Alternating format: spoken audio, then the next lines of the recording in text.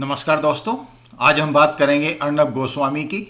बड़ा नाम है मीडिया में, रिपब्लिक टीवी के एडिटर इन चीफ हैं और उनको 4 नवंबर को उनके रेजिडेंस से बॉम्बे में अरेस्ट कर लिया गया महाराष्ट्र पुलिस द्वारा एक पुराने केस के संदर्भ में।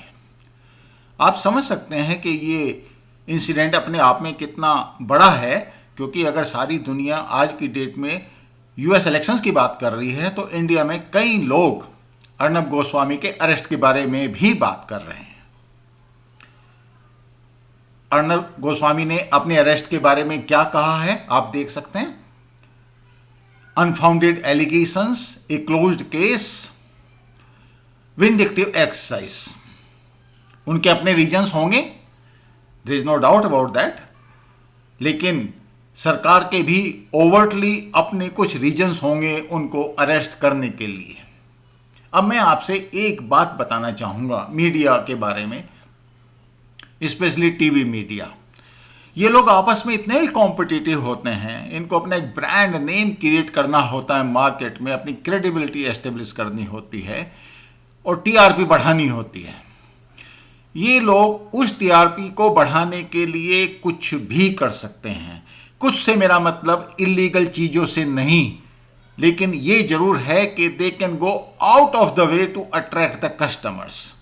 दे can adopt a different style, they can speak to the all those people who come on their platform in a different way to make it more attractive, और कई बार सच को मॉडिफाई भी कर सकते हैं, नई नई स्टोरीज लेके आते हैं। और समहाउ ऐसा कुछ हुआ है कि अर्नब इस मामले में काफी सक्सेसफुल हुआ है और इसलिए रिपब्लिक टीवी की टीआरपी अच्छी खासी चल रही है।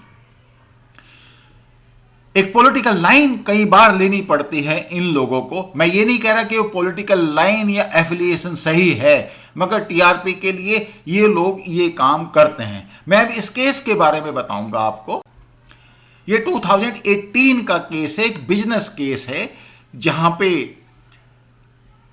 अन्वय नायक और उनकी जो कंपनी थी उनकी रिपब्लिक टीवी के साथ बिजनेस डीलिंग थी, जिसमें उन रिपब्लिक टीवी पे आउटस्टैंडिंग था 83 लाख का, जो उन्होंने शायद टाइमली वापस नहीं किया। और भी कुछ वजह हो सकती हैं जो कि इंक्वायरी में ही पता चलेंगी, बट ये उनको काफी हैरेसमेंट लगा और उन्होंने मिस्टर अन्वय नायक ने और उनकी मदर ने, जो कि उस कंपनी में डायरेक्टर थी, दोनों ने सुसाइड कर लिया। और सुसाइड नोट में उसने अर्नब गोस्वामी और बाकी 2 लोग, फिरोज शेख और नितेश शारदा, इनका भी नाम उन्होंने लिखा था। यह केस ऑलमोस्ट क्लोज हो चुका था, अब ये सडनली ओपन हुआ है। अब क्यों ओपन हुआ है ये तो मैं आप ही के ऊपर छोड़ता हूं, क्योंकि ये एक सही ओपनिंग भी हो सकती है और इसका एक पॉलिटिकल रीजन भी हो सकता है। बिकॉज सब लोग जानते हैं कि आज की डेट में अगर पॉलिटिकल स्पेक्ट्रम अगर आप देखते हैं तो एक तरफ आपको अर्नब गोस्वामी मिलेंगे और दूसरी तरफ महाराष्ट्र की गवर्नमेंट मिलेगी। तो जब इस तरह के डिफरेंस ऑफ ओपिनियन या डिफरेंस ऑफ आइडियोलॉजी या फिर कोई भी ऐसा इशू जहां पे आप एक दूसरे को कन्फ्रंट कर रहे हैं, तो इस तरह की जब बातें होती हैं तो पुराने केसेस भी खुल जाते हैं। कोई इसमें आप ये नहीं कह सकते कि ये पहली बार ऐसा हुआ है। अभी मैं आपसे कुछ क्वेश्चंस पूछता हूं। अभी मेरे आपसे कुछ क्वेश्चन हैं और ये क्वेश्चन मैं किसी भी ऐसे व्यक्ति से पूछना चाहूंगा जो मेरा चैनल देखता है, और मेरे चैनल का नाम है इंडियन नेशनलिस्ट, मतलब है कि हम इंडिया के फेवर में हैं। नाउ पहला क्वेश्चन मेरा यह है कि क्या हमें अर्नब जैसे लोगों की जरूरत है? आप देखिए मीडिया में उसके चैनल पे आने से लोग डरते हैं। ब्यूरोक्रेसी तो उसके चैनल पे आती ही नहीं, पॉलिटिशियंस भी डरते हैं। क्यों? रीजन क्या है? रीजन ये है कि इतने पेनिट्रेटिंग क्वेश्चन अर्नब पूछता है कि लोगों को जवाब देना मुश्किल पड़ जाता है, और ये उसकी टीआरपी का बहुत बड़ा कारण है। तो हमें ऐसे लोगों की मीडिया में जरूरत है जो पॉलिटिशियंस को या ब्यूरोक्रेट्स को उनसे क्वेश्चन पूछें, उनको अनकंफर्टेबल करें। दूसरी बात, क्या अर्नब को आउट ऑफ द बोर्ड जाना चाहिए? कि कई बार ऐसा लगता है कि उसने एक जज का रोल ले लिया वहां पे अपने टीवी पे, और बाकी लोग जो है वो प्लीड कर रहे हैं और अर्नब डिसाइड कर रहा है क्या सही है क्या गलत है। ऑब्वियसली वो एक ग्रे एरिया है जहां पे उसको संभल के चलना है। जहां तक पॉलिटिकल एग्जीक्यूटिव की बात है, चाहे वो महाराष्ट्र गवर्नमेंट हो या कोई भी हो, चाहे पॉलिटिकल पार्टी हो, कहीं पे भी हो, किसी भी स्टेट में हो, क्या आप उनको इतनी पावर दे सकते हैं कि वो प्रेस को, मीडिया को या फिर किसी इंडिविजुअल को इस तरीके से हैरास कर सकें? मैं ये नहीं कहता हूं कि लॉ को अपना काम नहीं करना है, लॉ को अपना काम करना है। ये केस जिसमें आज की डेट में उसको अरेस्ट किया गया है 2018 का केस है, इसका मतलब ये काम कब होना चाहिए था? 2018 में। और अगर आज की डेट में ये केस खुल रहा है तो ऑब्वियसली किसी को भी डाउट होगा। अब ये खुला है तो मैं ये नहीं कहता ये केस रुकना चाहिए।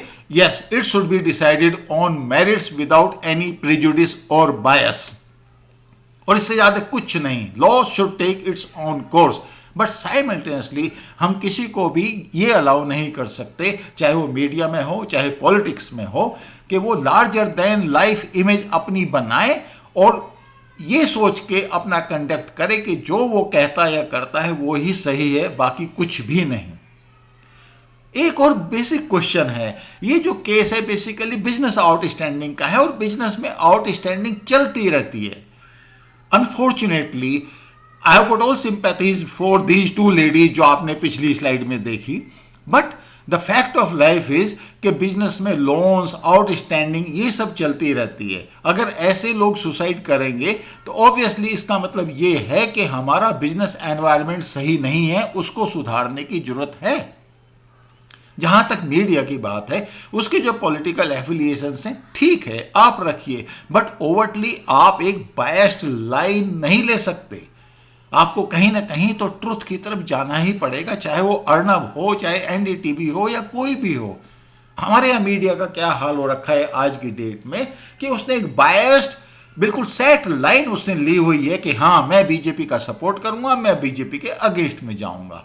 और उसमें क्या हो रहा है कि इंडिया का नुकसान हो रहा है, जो सच है वो सामने नहीं आ रहा और पब्लिक को ये पता नहीं चल रहा कि सच क्या है। ये पब्लिक मैनिपुलेशन का एक बहुत बड़ा माध्यम मीडिया बन रखा है। क्या हम ये सिचुएशन बहुत दिनों तक अलाउ कर सकते हैं? नहीं। हमें ऐसा कोई भी मीडिया जो बायस्ड है, प्रेजुडिस्ड है, उसको सपोर्ट नहीं करना चाहिए। और यही काम है इंडियन नेशनलिस्ट का, और मैं आप लोगों से भी यही रिक्वेस्ट करूंगा। आपको मेरे विचार अच्छे लगे हों तो, और ये वीडियो अच्छा लगा हो तो प्लीज चैनल को सब्सक्राइब करें। Thank you so much.